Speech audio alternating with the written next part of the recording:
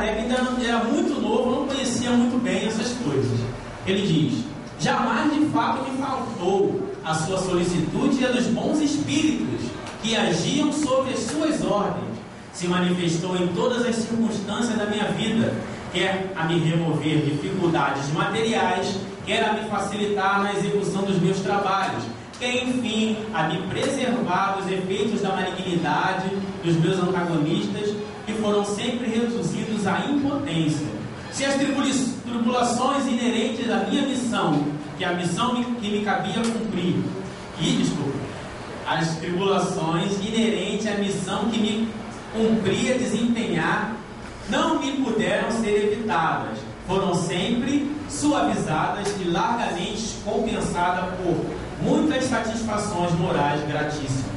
Então, esse espírito, a princípio, ele já coordena os bons espíritos, né? Está ali, os bons espíritos. Então, já não é qualquer um. Kardec pergunta a missão, né? Os espíritos começaram a dizer que Kardec tinha uma missão. Se é com a gente, a primeira coisa, falaram que eu sou missionário, agora vocês têm que me ouvir, né? Kardec não. Kardec pergunta ao Hahnemann. Hahnemann é o pai da homeopatia, né? Quem conhecer a vida do Hahnemann vai ver o quanto ele sofreu para poder implantar essa doutrina também, essa ciência. Kardec pergunta a Hahnemann: outro dia disseram-me os espíritos que eu tinha uma importante missão a cumprir e me indicaram seu objeto. Desejaria saber se confirmas isso. Então, de cara, ele já, peraí, vamos confirmar isso aí. Não é porque um espírito disse, o outro disse, né? E aí, olha o que Hahnemann diz: sim, e se observares as tuas aspirações e tendências, o objeto quase constante das tuas meditações, não te surpreenderás com o que te foi dito. Tens que cumprir aquilo que sonha desde longo tempo. É preciso que nisso trabalhes ativamente para estares pronto, pois mais próximo do que pensas vem o dia. Então, só por essa afirmação de Hahnemann, a gente já chega a uma conclusão. Primeiro, que Kardec não estava andando por aí e de repente apareceu as mesas girantes e ele disse: que legal, vou escrever o Espiritismo. Não, ele já trazia desde a sua infância, a necessidade de fazer algo de útil para a humanidade. Quando ele estudava no Castelo de Erzano, que lá tinha católicos e protestantes, tinha aquela separação, tinha aquela briga religiosa, e ele alimentava sempre no seu coração alguma coisa que ele pudesse fazer para mudar essa situação. Kardec pergunta agora ao seu guia, a verdade, o que poderia acontecer, né, em relação à sua missão. Que causas poderiam determinar um alô? Quer dizer, que causas poderiam determinar que eu falisse na minha missão? Seria insuficiência das minhas capacidades? Olha a postura de Kardec, né? Primeiro, ele já não se coloca como uma pessoa capaz de desempenhar todas as atividades. A gente, ao contrário, quando a gente ouve um elogio, a gente já fica estragado. Por isso que os espíritos evitam ao máximo fazer elogio para a gente. Por quê? Porque o nosso ego é maior do que o mundo, né? E para certas missões tem que ter um espírito que seja humilde no mínimo. E aí, olha a resposta do Espírito Verdade. O Erasto diz no Livro dos Médiuns: não elogiamos, muito raramente elogiamos, porque ele sabe que quando se elogia o médium ou qualquer pessoa, aquela pessoa fica estragada. Olha o que o Espírito de Verdade diz a Kardec: não quer dizer, não é insuficiência das tuas capacidades. Por quê? Aí ele diz: a missão dos reformadores é prenha de escolhas e perigos. Já chama de cara Kardec de reformador. Por quê? Por que ele era um reformador? Porque ele foi o precursor da reforma protestante 200 anos antes. Ele já tinha morrido na fogueira, lutando por aquilo que mais tarde Lutero conseguiu, de alguma forma, trazer à luz novamente. Então ele já era um reformador. Passou, não? Não, tá certo. suscitarás contra ti ódios terríveis, inimigos encarniçados se conjurarão para a tua perda, verterás abraços com a malevolência, com a calúnia, com a traição, mesmo do que te parecerão os mais dedicados. As tuas melhores instruções serão desprezadas e falseadas. Por mais de uma vez sucumbirá o peso da fadiga. Numa palavra, terás que sustentar uma luta quase contínua com o sacrifício do teu repouso, da tua tranquilidade, da tua saúde, até da tua vida, pois sem isso viverias muito mais tempo. Ora bem, não poucos recuam quando, em vez de uma estrada florida, só vêm sobre os passos urzes, pedras agudas e serpentes. Assim que o Espírito de verdade fala da missão dele. A palavra, isso aqui é a tua missão, vai ou fica, né? O obsessor é ao contrário, né? Ele chega, olha, você vai ser adorado, a sua obra vai ser maravilhosa. Aqui ele só apontou os problemas, mas depois ele continua, né? O que precisava para ter aquela missão? Para tais missões não basta inteligência, já diz que ele é inteligente. Faz-se mister primeiramente para agradar a Deus, humildade, modéstia, desinteresse, visto que ele abate os orgulhosos, os presunçosos, os ambiciosos. Para lutar contra os homens são indispensáveis coragem, perseverança e inabalável firmeza. Também são de necessidade prudência e tato, a fim de conduzir as coisas de modo conveniente e não lhes comprometer o êxito com palavras ou medidas intempestivas. Exige-se, por fim, devotamento, abnegação e disposição a todos os sacrifícios. Vês assim que a tua missão está subordinada a condições que dependem de ti.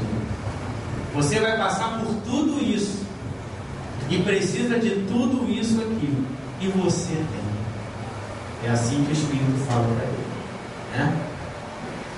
Kardec, perguntando no Livro dos Espíritos sobre a sua missão, porque alguns, né, falam assim, mas Kardec poderia ter abandonado a sua missão. Sim, claro, filosoficamente todo mundo tem um livre-arbítrio, mas, como diz o próprio Hahnemann, desde antes de ter contato com as mesas girantes, ele já buscava isso, né? Então ele não era qualquer um para ter aquela missão. E aí, perguntando no Livro dos Espíritos, olha que os Espíritos respondem aí: poderá o Espírito, por sua própria culpa, falir na sua missão? Olha a resposta: sim, se não for um Espírito superior. Kardec continua: pois se é de Deus que o Espírito recebe a sua missão, como se há de compreender que Deus confia em missão importante e de interesse geral a um espírito capaz de falir? Boa pergunta, né? Se Deus já sabe que aquele vai falir na sua missão, porque Deus é onisciente, se aquela missão é de vital importância, Deus vai colocar aquele que é capaz de falir? Olha a resposta: não sabe Deus se o seu general obterá a vitória ou se será vencido? Sabe-o, crede, e os seus planos, quando importantes, não se apoiam nos que hajam de abandonar em meio à obra. Toda a questão para vós está no conhecimento de que Deus tem um futuro, mas que não vos é concedido. Então, para missões importantes, espíritos importantes. Ora, através da história da humanidade, tivemos muitas missões importantes. Muitos espíritos de escola passaram por aí e deram grandes testemunhos. Só que aqui nós estamos falando da terceira revelação, a terceira grande revelação divina à humanidade. Então não era nem uma missão de caráter geral, era a terceira revelação de Deus.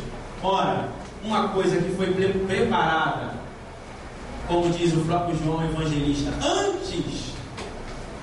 muito antes da humanidade existir, então Deus sabia quem ia colocar ali. Por isso que colocou um espírito superior. Agora, olha a opinião dos espíritos. O que os espíritos acham de Kardec?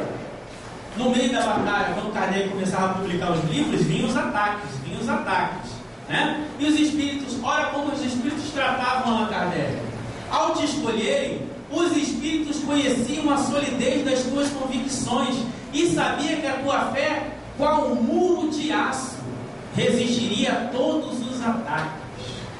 Sabe o que é uma fé como um muro de aço? Jesus pediu para a gente fé igual um muro de aço? Hã? O que Jesus pediu para a gente? Uma fé do tamanho de um grão de mostarda. Um grão de mostarda, para quem nunca viu, é bem menor do que uma pimenta do reino.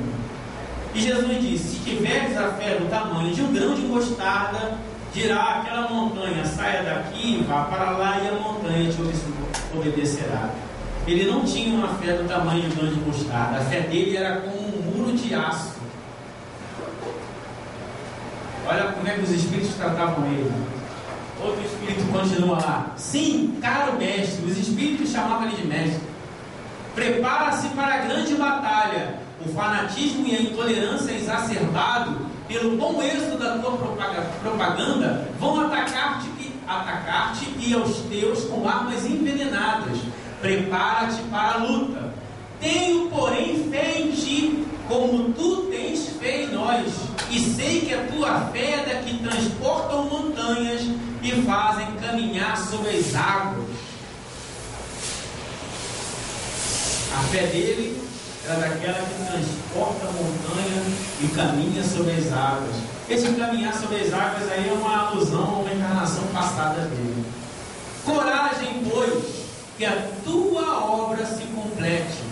Conta conosco, conta sobretudo com a grande alma do Mestre de todos nós, que te protege de um modo muito particular. Quem é o Mestre de todos nós? Estou sentindo que você está meio tímido para dizer. Quem é o Mestre de todos nós? Muito bem. Então, o Mestre de todos nós protegia ele, era o protetor dele, era o guia espiritual dele. Não é à toa que o Espírito o guiava e diz: eu sou a verdade. Isso para ti requer discrição. É lógico, ele não vai chegar e olha, gente, meu guia espiritual é Jesus. Não há método científico que dê jeito, né? Alguém fala: Jesus está ali, passa 5 minutos, a gente com vela, fazendo não sei o que, chorando, não tem, né? Então, olha, vamos levar isso aí com discrição. Mais para frente, essas coisas são divulgadas. Tanto é que isso só apareceu em obras póstumas, ele não publicou isso, né? Olha, outro espírito diz aí: a nossa proteção, principalmente a do espírito de verdade, é constante ao teu derredor, e é tal que não podes negar. Essa é a proteção do seu guia, que agora veio com o nome de o Espírito de Verdade. No Apocalipse, seu novo nome. Continua outro espírito: adeus, caro companheiro de outrora, de antânio, discípulo fiel da verdade, que continua através da vida, a que outrora diante do Espírito que te ama e quem venero. O Espírito diz: o Espírito que te ama eu venero, que é o guia espiritual dele. Juramos consagrar nossas forças e nossas existências até que ela se achasse concluída. Ele está dizendo: nós dois juntos nos reunimos na frente desse Espírito e juramos perante ele completar essa obra. Ele está dizendo aqui: acaba a tua obra e conta com a proteção do teu guia, guia de todos nós. Olha que o Espírito está dizendo ali: o teu guia é o guia de todos nós, e com o auxílio devotado dos Espíritos que te são mais fiel, em cujo número digna-te de me incluir sempre. Quer dizer, ele está dizendo ali: eu sou feliz de ser seu amigo, por favor, né? É uma alegria para mim ser seu amigo. Interessante, hein? Esse é o quilate do Espírito. No livro dos Espíritos, por quê?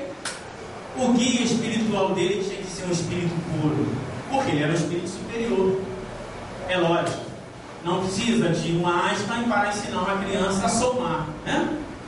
Então, o guia espiritual é proporcional à evolução do seu tutelado. Claro que um espírito superior só pode ter um espírito puro, porque tem que ter ascendência moral e intelectual sobre ele. Olha o que Erasto diz: esperai, pois, esperai com confiança a vinda daquele que já resgatou a humanidade. A hora está próxima. O espírito precursor já está encarnado. Logo, pois, o desenvolvimento completo dessa doutrina que tornou por divisa, fora da caridade não há salvação. Qual doutrina tomou por divisa, fora da caridade não há salvação? Doutrina espírita. Muito bem. Mas ele diz uma coisa ali, o Erasto, interessante, né? O espírito precursor. Aquilo ali é uma citação. Alguém sabe o que significa o precursor? É uma citação bíblica. É aquele que deveria vir antes da vinda do Cristo. João Batista, Elias, ele já encarnou e vai, e segundo o Erasto, ele encarnou para quê? Para desenvolver a doutrina que tem por divisa, fora da caridade não há salvação. Muito bem. Aqui estamos aquela figura lá, lembra que o Espírito falou? Perante o Espírito juramos consagrar as nossas existências. Essa passagem aqui, alguém sabe qual é? A transfiguração. Jesus tomando Pedro, Tiago e João, não necessariamente nessa ordem. Pedro, Tiago e João, Jesus subiu ao monte e se transfigurou. Então ficou tudo iluminado ali. E apareceram 2 espíritos ao seu lado. Que 2 espíritos eram esses? Moisés e Elias. E aí, o Pedro, a materialização foi tão, a aparição foi tão forte que o Pedro achou: vamos fazer uma tenda para Moisés e para Elias. Achou que eles iam ficar ali para sempre, né? Não entendeu muito bem. Aí, quando acabou esse fenômeno, que Moisés e Elias desapareceram, os discípulos ficaram com a pulga atrás da orelha. Por quê? Porque, segundo a profecia da vinda de Jesus, antes que Jesus viesse, tinha que vir à frente dele o profeta Elias. Ora, se o Elias estava ali morto, como é que isso pode acontecer? E aí os discípulos perguntaram a Jesus: mas não está escrito que Elias deve vir? Aí Jesus diz: sim, Elias veio e não o reconheceram. Antes fizeram com ele tudo o que quiseram. E aí, segundo a citação da Bíblia, eles dizem assim: então eles entenderam que se tratava de João Batista. Isso é muito interessante, né? Ele estava falando, Elias já veio, só que não o reconheceram. Aonde? João Batista, né? Mas ele continua lá. Antes, ele diz, nessa mesma fala, ele diz assim: Elias já veio, né? Mas ele voltará, Elias virá e reestabelecerá todas as coisas, disse Jesus. Elias virá e reestabelecerá todas as coisas. Mas ele já veio e vocês não o reconheceram.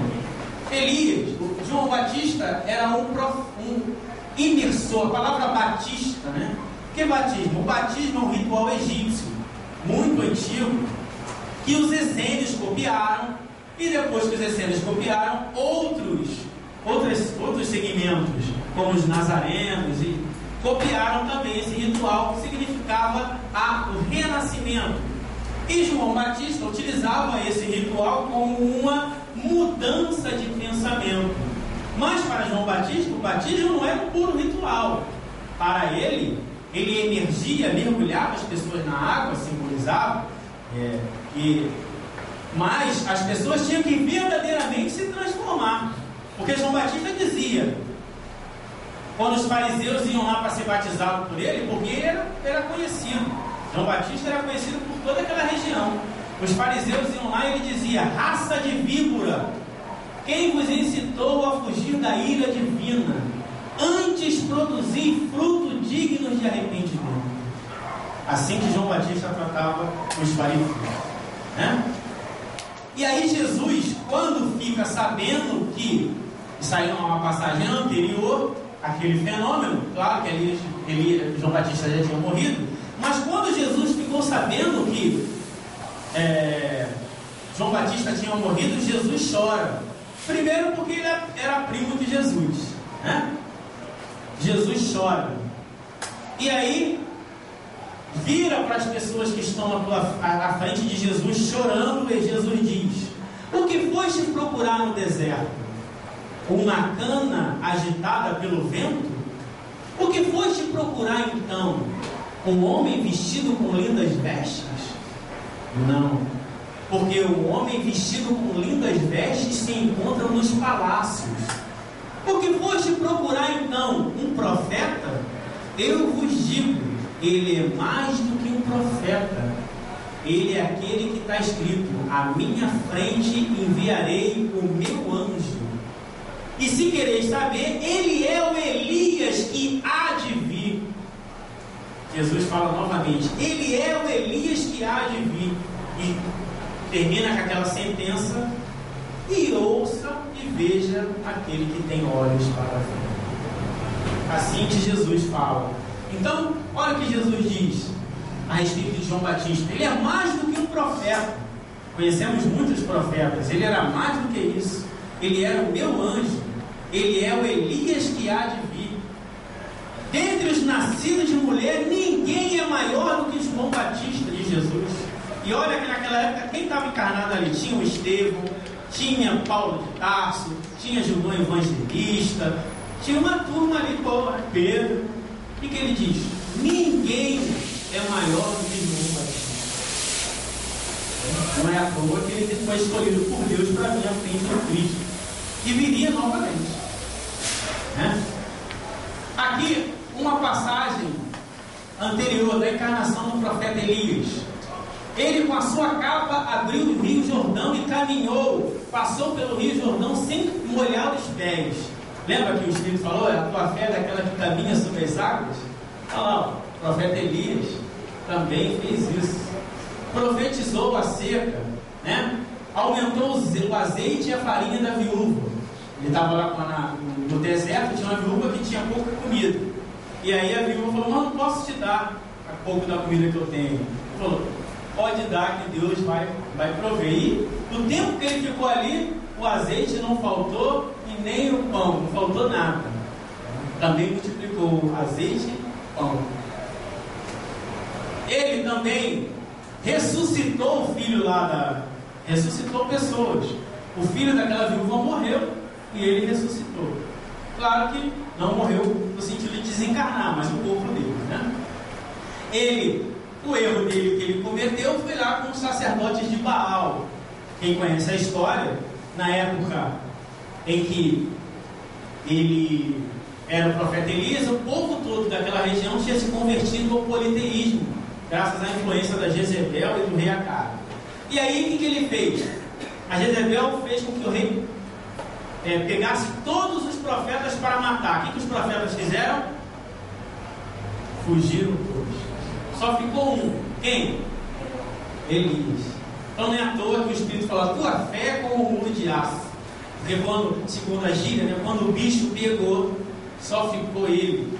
E ele desafiou para um duelo mediúnico, segundo a Bíblia, 450 sacerdotes do Deus Baal. E aí os sacerdotes foram lá para o duelo no Monte Carmelo. De manhã, cortaram, fizeram sacrifícios de animais, mataram bois, fizeram um montão de coisa. Passaram a manhã e a tarde toda gritando, chorando, jogando terra pro alto. E aí o profeta Elias perguntou: acabou? Acabou. E aí ele falou: agora pega esses bois, tudo que vocês mataram aí, joga água. Eles jogaram água. Aí Elias fez uma prece e tudo aquilo pegou fogo, né? O que o povo fez? Elias é o cara, né? E todo mundo seguiu ele. Só que ele se empolgou. O que ele fez com os sacerdotes de Baal? Cortou a cabeça de todos eles, né? E como Deus é infinitamente misericordioso, mas é justo, como João Batista morreu? Cortaram a cabeça de João Batista, né? Pediram uma bandeja de prata, né? Então, pode passar. Aqui, ó, a vinda do Espírito de verdade, né? Ao demais, prevê não só ficaria esquecido os ensinamentos de Jesus, como também seria desvirtuado o que por ele fora dito, visto que o Espírito de verdade viria tudo lembrar, e de combinação com Elias reestabelecer todas as coisas, isto é, pô-las de acordo com o verdadeiro pensamento e ensinos de Cristo. Ora, o Espírito de verdade estava de combinação com quem? Quem estava restabelecendo todas as coisas? Allan Kardec, o profeta Elias. Está lá, né? A vinda de Elias. Então os seus discípulos perguntaram: por que dizem os escribas que é preciso que antes venha Elias? Jesus respondeu: é certo que Elias tem de vir e restabelecer todas as coisas. De novo, olha essa frase, né? Essa aqui é a citação que o próprio Kardec coloca em A Gênese. Mas eu vos declaro que Elias já viram, e não o reconheceram, antes trataram como lhes aprouve. É assim que farão morrer o Filho do Homem. Então os discípulos compreenderam que de quem ele estava falando? João Batista.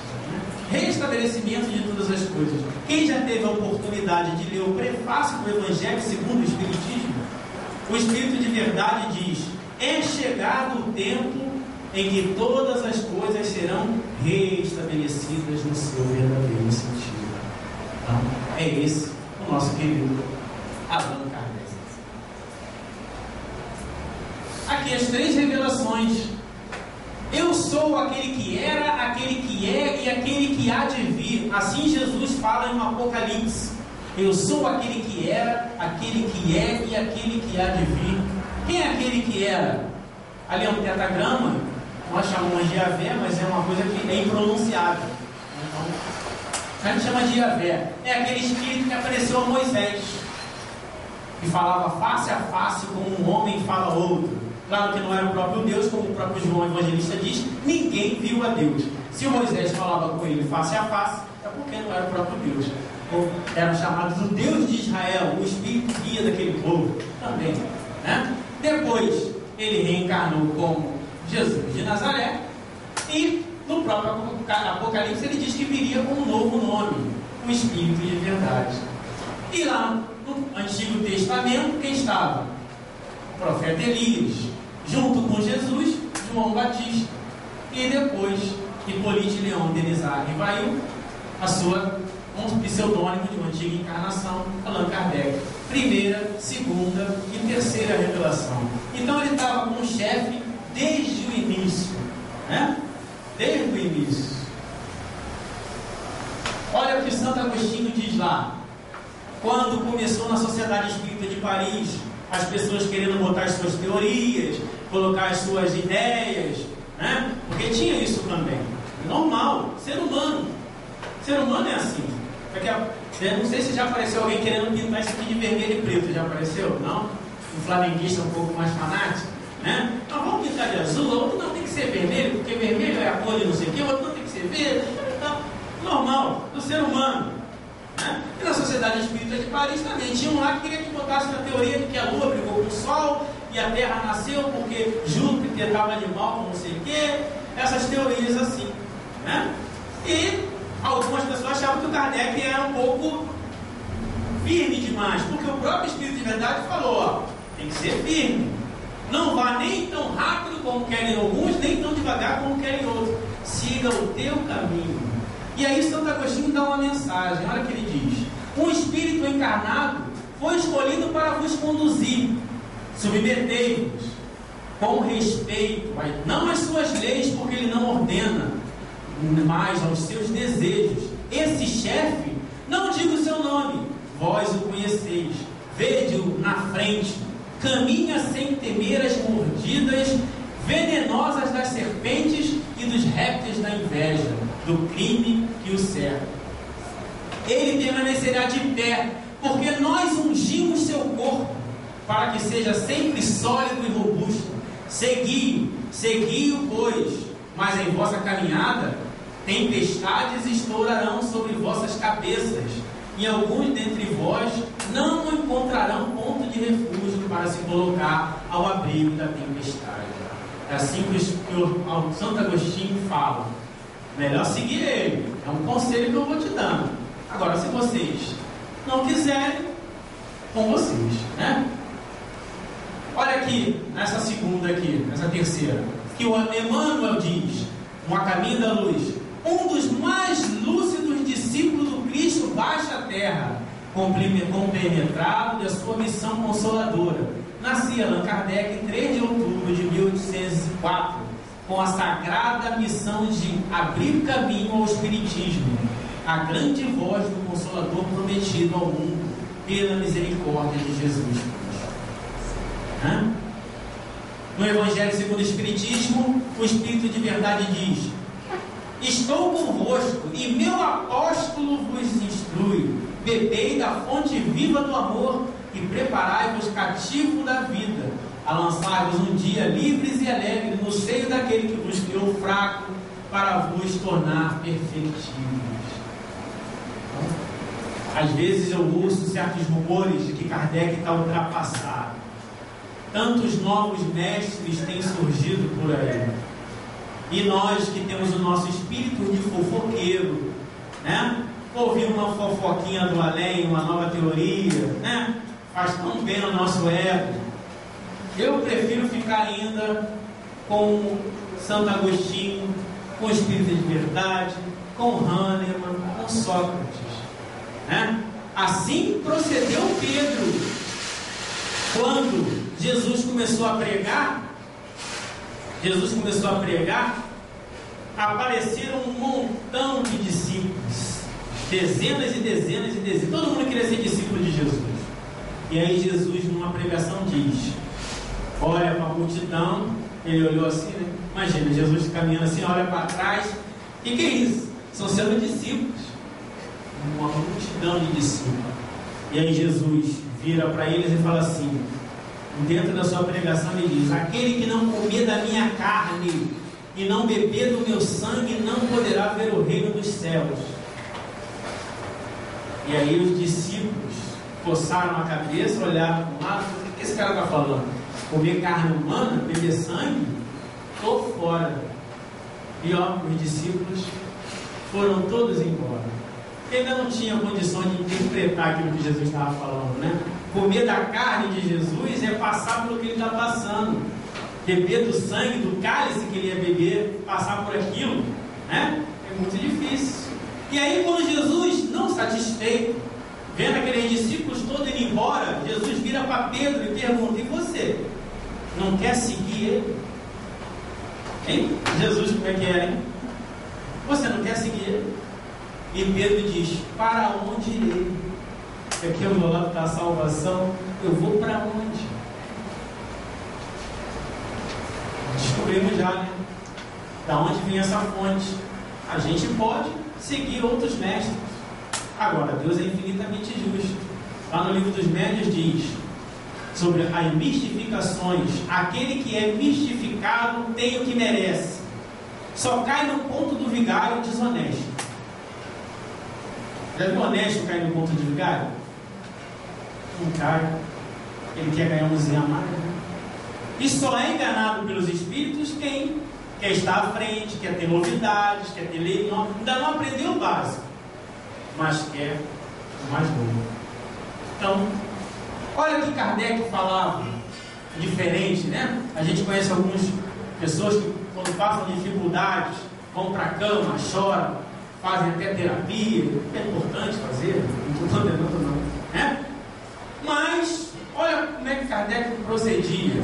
Quando sobrevinha uma decepção, uma contrariedade qualquer, eu me elevava pelo pensamento acima da humanidade e me colocava antecipadamente na região dos espíritos.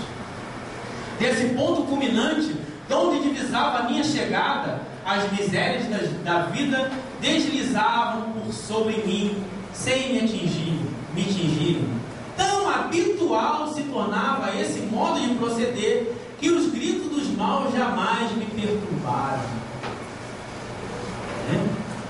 Paulo, nas suas cartas, ele diz assim: fui arrebatado ao terceiro céu, não sei se no corpo, não sei se fora dele e tal, mas ele foi arrebatado.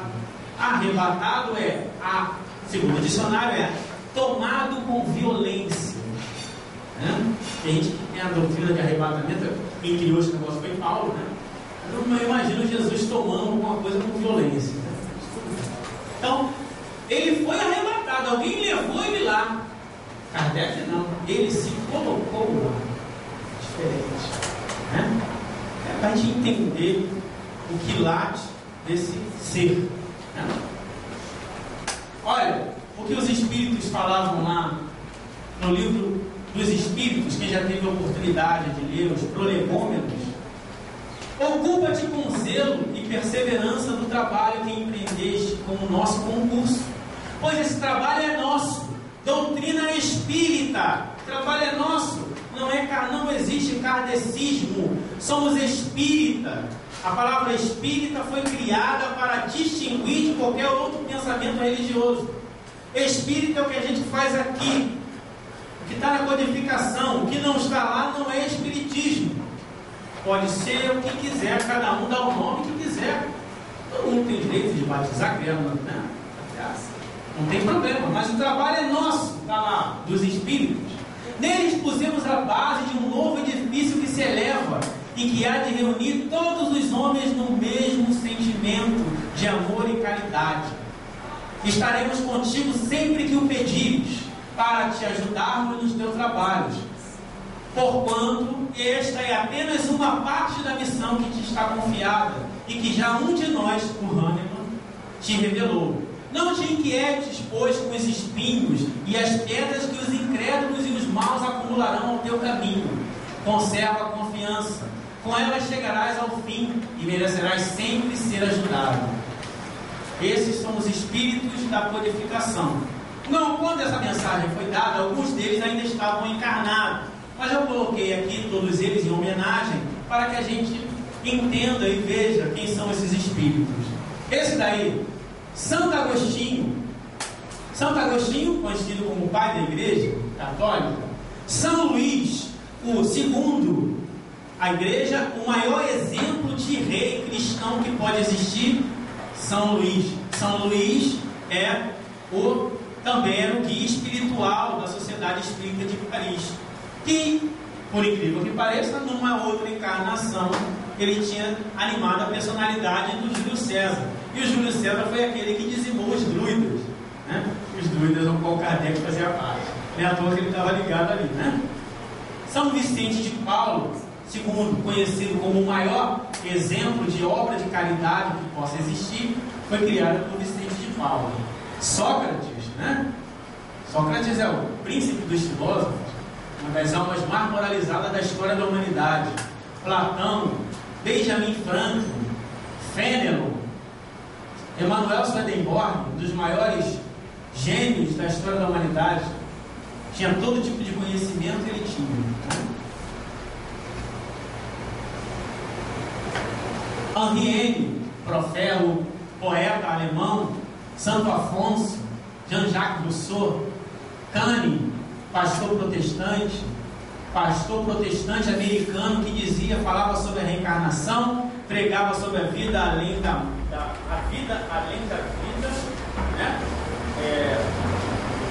Canning falava sobre a vida futura mesmo sendo protestante, foi perseguido. Joana d'Arc, né? A história da França passa por Joana d'Arc. Massillon, Jean Gaspar Lapater, João o Evangelista, Blaise Pascal, os maiores gênios, os maiores bondades também, né? Moralizadíssimos. Paulo de Tarso, apóstolo dos gentios. Vianney Curadas, segundo considerado o maior exemplo de padre que pode ter existido. Lacordaire, Lamennais, François Nicolas Madalene, Samuel Hahnemann, o pai da homeopatia, Francisco Xavier.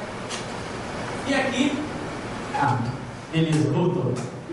E aqui, para terminar, eu pego aqui do livro Opinião Espírita, uma passagem do Emmanuel, é a coerência entre o Cristo e o apóstolo que restaurou, de novo, restabeleceu, né, a palavra diante do acesso aos mais altos valores da vida.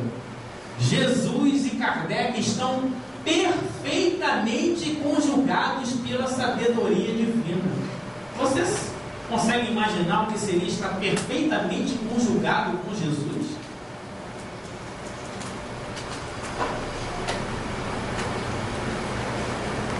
Isso não se estabelece com 100 anos, com 10 anos, são milênios e milênios e milênios e milênios e milênios trabalhando com Cristo, né?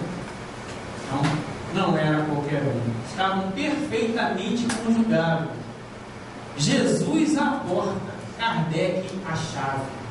Não é à toa que o Emmanuel disse para o Chico Xavier: Chico Xavier, se algum dia eu me afastar de Kardec, me deixe e fique com Kardec. Quem já leu Fonte Viva? Quem já leu Pão Nosso, Vinha de Luz? Páginas maravilhosas, né?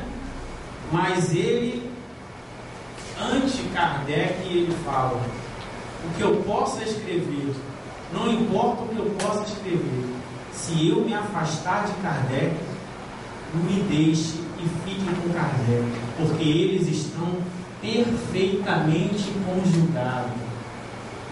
Como disse o Espírito lá, a influência do Espírito de verdade sobre vós é tal que não podes se esquivar. Quem já teve a oportunidade numa mesa mediúnica de sentir a presença de um bom espírito, né? Fica todo, né? A gente fica... Imagine a presença de um espírito superior, imagine a presença de um espírito puro se influenciando. Ele tinha, durante uma vez por mês, ele tinha um espírito puro para fazer qualquer tipo de pergunta. Você imagina isso? Você poder uma vez por mês conversar com o Cristo e fazer a pergunta que você quiser fazer, né? Claro que a gente não vai, se sou eu, ia perguntar: não tinha um bio? Essas perguntas idiotas, né?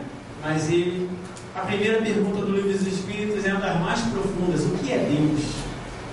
Então, esse é o nosso Allan Kardec. Pode passar. Para fechar, eu sei que eu gastei vocês hoje com texto, né?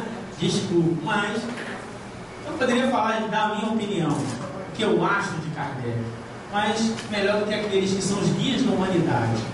E uma vez eu ouvi uma pessoa dizendo assim: Kardec, ele escreveu o Livro dos Espíritos, mas ele vai ter que reencarnar para vivenciar.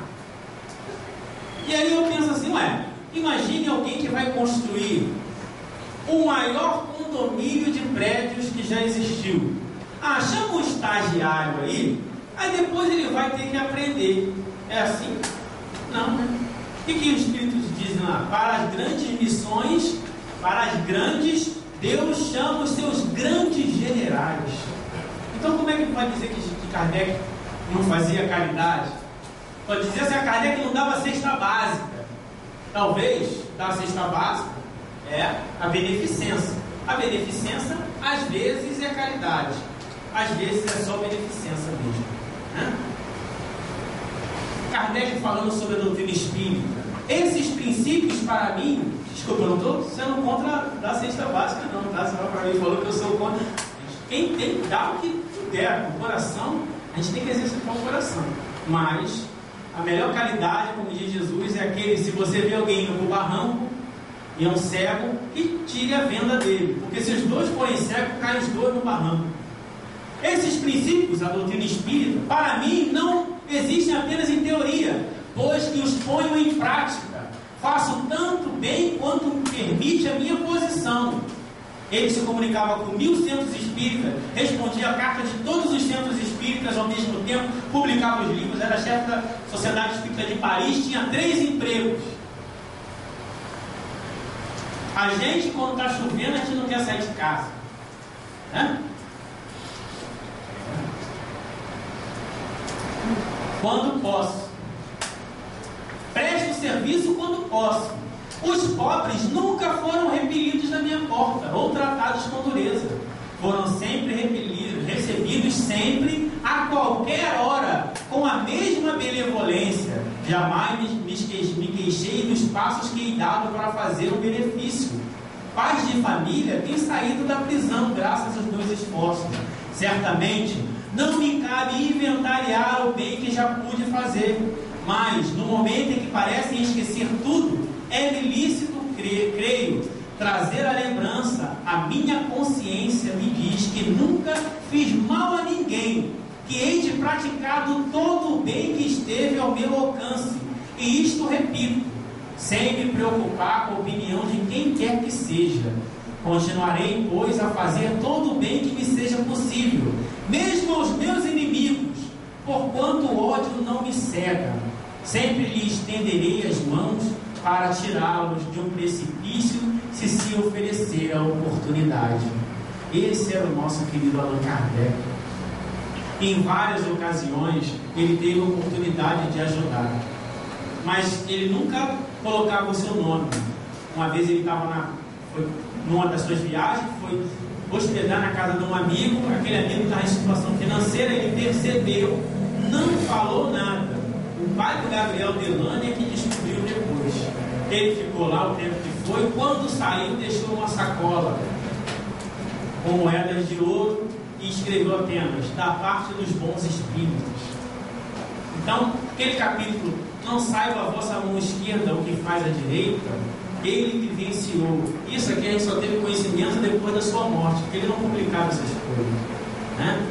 Ele vivenciou na íntegra tudo aquilo que ele tinha no coração.